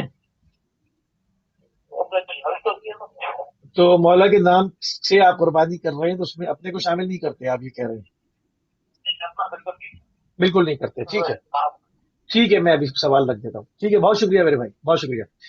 جی قبلہ, وہ آپ نے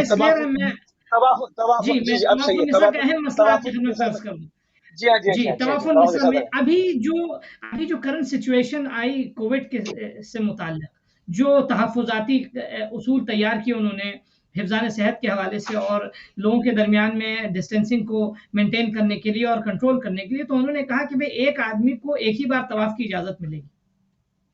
ٹھیک ہے.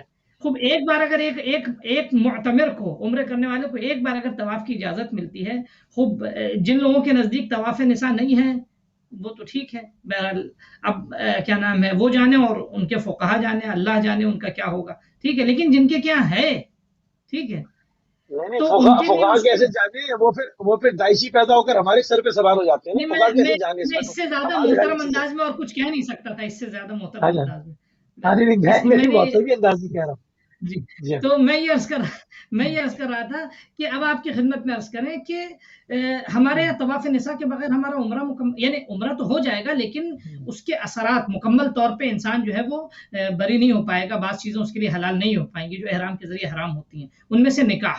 خوب ایسی صورت میں فقہا نے کیا فتویٰ دیا, بعض لوگوں نے سوال کیا کہ ہم کیا کریں، ہم پھنسے ہوئے، ہم نے عمرے کا احرام کیا تھا اور یعنی ہم طواف نساء نہیں کر پائے، ہمیں اجازت نہیں ملی. کبھی کبھی 3 مہینے کے بعد وہ باقاعدہ رجسٹریشن کے بعد شاید آپ کا نام آتا تھا. اس طرح کا انہوں نے کچھ اس وقت یہ قانون تیار کیا تھا. تو اب ایسی صورت میں آپ کی خدمت میں عرض کریں کہ بغیر علماء کا، فقہا کا جواب یہ ہے کہ ولو یہ مشکل ہو لیکن بغیر طواف نساء کے اس کے جو وضعی آثار ہیں، اس کے جو اثرات نمایاں ہوتے ہیں احرام کے بعد کے، وہ ساقط نہیں ہو سکتے. میں کیا کہنا چاہ رہا ہوں آپ کی خدمت میں، وقتی حالات کی تبدیلی سے حکم خدا میں تبدیلی نہیں آ سکتی. میں یہ عرض کرنا چاہ رہا ہوں. حج کے ایام میں اگر فرض کیجئے حج کے ایام میں اگر وہ مثلا فرض کیجئے جانوروں کو ضائع کر دیتے ہیں، اس اللہ کی نعمت کو جو ہے وہ سڑا دیتے ہیں، زمین میں دفن کر دیتے ہیں اور مستحقین تک نہیں پہنچنے دیتے ہیں، اس کو تو میں دیکھ کے یہی احساس ہوتا ہے کہ جیسے امریکہ کے بڑے بڑے بحروں میں اور سمندروں میں جو ہے جیسے کنٹلوں ملینوں ٹریلینوں کنٹل گیہوں جو پھینکے جاتے ہیں دنیا کے مثلا قیمت کے توازن کو برقرار رکھنے کے لیے، تاکہ لوگ بھوکے مر جائیں لیکن قیمت کا توازن نہیں بگڑنا چاہیے، کیپٹلسٹ کی جیب جو ہے وہ گرم رہنی چاہیے. وہی حال یہ بھی کرتے ہیں، گوشت کے لیے کما بھی لیا پیسہ اور پھر جو ہے وہ کیا نام ہے ان کو دفن کر دیا، غریب مستحق کو تک نہ پہنچے. تو بہرحال ایک ایسے نظام سے کہ جہاں خدا نہیں ہے، غیر خدا سب، یعنی خدا کے علاوہ سب کچھ ہے، جہاں خدا نہیں ان سے ہم کوئی توقع نہیں کر سکتے ہیں. بنی امیہ کے ہاتھ میں خانہ کعبہ کی اگر چابی چلی جائے، بنی عباس کے ہاتھ میں خانہ کعبہ کی چابی چلی جائے، خلافت کی کرسی چلی جائے، تو خلافت کی کرسی کو ہم نجس نہیں کہہ سکتے، اس پہ بیٹھنے والے کو نجس کہیں گے. بالکل ٹھیک. خلافت کی بیمار کرسی سے نفرت ہے اللہ کی. بیمار سے نفرت نہیں، بیماری سے نفرت ہونی چاہیے. بیماری کو ختم کرنا چاہیے، نہ کہ بیمار کو مار دیں. مطلب ٹھیک ہے، بالکل صحیح قبلہ. بالکل آخری لحظات ہیں میرے پاس، تقریباً صرف 5 منٹ رہ گئے. قبلہ زہری صاحب، پہلے تو مومن کا سوال رکھتا ہوں آپ کے سامنے. انہوں نے کہا کہ وہ جو قربانی لاتے ہیں وہ امام کی طرف سے، امام کے نام پر قربانی لے کر آتے ہیں. اب اس میں اپنے کو شامل نہیں کر رہے، اس پہ شرعی حکم کیا آتا ہے؟ اگر دیکھیے اگر وہ حج پر ہیں تو انہوں نے تو اپنی طرف سے ہی کرنا ہے، مگر یہ کہ امام کی نیابت میں حج کر رہے ہوں، اگر اپنی طرف سے حج کر رہے ہیں تو پھر اپنی طرف سے ہی قربانی کرنی ہے. صحیح ہے، اگر حج پر ہو، اگر حج سے ہٹ کے ہے تو پھر قربانی مستحب ہے. اگر اپنے آپ کو شامل نہیں کیا، امام کے لیے کیا، تو بہت اچھا کیا، ایسا کرنا چاہیے. اور اس کا اجر فقط اپنی طرف سے قربانی کرتے اور امام کی نیابت میں نہ کرتے ہوتے تو ان کا اجر ہوتا لیکن بہت کم ہوتا. اب یہ جو انہوں نے کام کیا ہے تو ان کا اجر 1000 گنا زیادہ بڑھ گیا ہے. یہ تو بہت اچھا فعل ہے، ایسا کرنا چاہیے. سبحان اللہ. ایک چھوٹا سا سوال آپ کی خدمت میں اور رکھوں، صرف 4 منٹ میرے پاس، کہ ایک ہوتا ہے اسلامی عید منانا نظریاتی طور پر، اس کی روح کے ساتھ، اس کی فکر کے ساتھ، معصیت خدا سے دور ہٹ کر باقاعدہ جو عید کا ایک پروٹوکول ہے. اور ایک ہوتا ہے غیر اسلامی عید منانا، مطلب بنا رہے عید آ گئی جی، اس میں ڈھول دھماکہ بھی ہو رہا ہے، اس میں ہر کام ہو رہے ہیں. تو اس میں آپ کیا فرق دیکھتے ہیں؟ مطلب اس پہ کیا میسج جاتا ہے؟ کیا انسان کے قلب کے اوپر کیا اس کے اثرات پڑتے ہیں؟ صرف 4 منٹ میرے پاس. دیکھیے اگر 4 منٹ ہیں تو یہی عرض میں کر سکتا ہوں کہ یہ جو آپ جو کہہ رہے ہیں کہ گناہ لوگ کرتے ہیں، مثلا بدحجابی کر لی یا پھر گانے بجانے کر لیے عید کے موقع کے اوپر اور کہا کہ جناب ایک دن کے لیے چھوڑ دیں، تو یہ سمجھنے کی ضرورت یہ کہ خدا نے آپ کو خوشی منانے سے منع نہیں کیا. خدا یہ نہیں ہے کہ آپ کو کہہ رہا ہے کہ آپ خوش نہ ہو، آپ پر سختی کرنا چاہ رہا ہے. یہ خدا نے جگہ جگہ قرآن کے اندر کہا ہے کہ آپ کے اوپر سختی خدا نہیں چاہتا، آپ کو صرف اپنی طرف متوجہ کرنا چاہتا ہے کہ اگر کچھ کام ایسے ہیں کہ اگر تم نے وہ کر لیے تو مجھ سے دور ہو جاؤ گے. مثلا یہ غنا ہے، یہ اللہ سے دور کر دیتا ہے. مثلا یہ بدحجابی سے انسان، کوئی بھی گناہ انسان کرتا ہے، معصیت الہی کرتا ہے، تو وہ اپنے رب سے دور ہو رہا ہوتا ہے. اگر رب سے دور نہیں ہو رہا، جو مثلا محرمات میں سے نہیں ہے، جو حرام چیز نہیں ہے، وہ عید کا دن ہو یا اس سے 365 دن کچھ بھی کوئی کام ایسا کر رہا ہے جو خدا نے اس کو حلال قرار دیا ہے، لیکن چاہے وہ کوئی اس کو برا بھی منا، تو خدا نے اگر اس کو حلال کیا تو میں تو کہتا ہوں اس کو آپ کریں، اللہ نے اجازت دی ہے، لیکن اس حد تک کہ جہاں اللہ نے حلال اس کو کہا ہے. اگر وہ چیز حرام ہے تو وہ حرام ہے، چاہے وہ عید کا دن ہے چاہے وہ عید کا دن نہیں ہے. تو آپ کہیں کہ چونکہ عید کا دن ہے تو خدا مجھے معاف کر دے گا، تو یہ کوئی بھائی آپ کے پاس کوئی ایسی کوئی حدیث ہے، ایسی کوئی قرآن کی آیت مبارکہ ہے کہ خدا نے عید کے دن آپ کے لیے گناہ جو ہے وہ حلال کر دیے ہوں؟ یہ کہیں پہ کوئی روایت، یہ فلسفہ، یہ سوچ آئی کہاں سے؟ اور پھر وہ کہتے ہیں کہ جناب یہ تو باتیں کرتے ہی ہیں جناب، اس کو کیا ہے۔ میں آپ کو صرف ایک بات گزارش کروں، کل میں ایک صاحب کا جنازہ پڑھ کے آ رہا ہوں، آخری 1-2 منٹ کی بات کروں، اور واقعاً شب عید ہے، وہ صاحب کروڑ پتی ارب پتی انسان ہے، 2-2.5 کنال کا ان کا گھر، سارا کچھ، اور بڑا گرینڈ ان کا ڈرائنگ روم اور سارا کچھ، گاڑیاں کھڑی ہیں، سب کچھ ہے۔ کل ان کا نماز جنازہ میں نے خود ان کی نماز پڑھائی ہے۔ میں سوچ رہا تھا اپنے ساتھ یہ شخص لے کے کیا جا رہا ہے، اور اگلے دن جو بچے جو کہہ رہے تھے کہ ہماری عید مثلاً عید کے دن عید کی رات ہو گئی، تو اس عید کے دن آپ نے کیا کرنا تھا؟ اگر یہ سب کچھ کرنا ہوتا اور عید ہی کے دن اگر آپ کی روح پرواز ہو جاتی، تو خدا کی قسم آپ روح اپنی عید بھول جاتے اور آپ کہتے خدایا مجھے ایک موقع دے دے، یہ میرے سے عید لے لے اور میں یہ معصیت نہیں کروں گا۔ خدا کی قسم یہ عبرت ہے، عبرت ہے، عبرت کہ انسان عید کے دن خدا کو بھول جائے۔ یہ میں اگر چند وقت اگر مزید ہے تو اجازت دیں کہ یہ میں کہنا چاہتا ہوں کہ واقعاً یہ روزمرہ ہم لوگ یہ دیکھتے ہیں، ہمیشہ یہ دیکھتے ہیں کہ ایک شخص جو اپنے مال و دولت کی وجہ سے یا مثلاً کسی خوشی میں آ کے خدا کو بھول جاتا ہے، تو وہ یہ واقعاً بھول جاتا ہے کہ یہ سب کچھ فانی ہے، یہ سب کچھ ختم ہونے والا ہے، کوئی چیز آپ کے پاس نہیں، آپ لے کے جائیں گے اپنے ساتھ تو اعمال لے کے جائیں گے۔ یہ اعمال آپ کے دامن میں نہ ہوئے تو اس وقت سے ڈریں کہ آپ تیار نہ ہو اور ملک الموت سر پہ آ جائے اور کہا چلو، پھر آپ کے دامن میں کچھ نہ ہو۔ یہ واقعی عبرت ہے اور ڈرنے کا مقام ہے۔ اللہ اکبر، جزاک اللہ قبلہ، جزاک اللہ پروردگار آپ دونوں حضرات کی سعی کو اپنی بارگاہ میں قبول اور مقبول فرمائے۔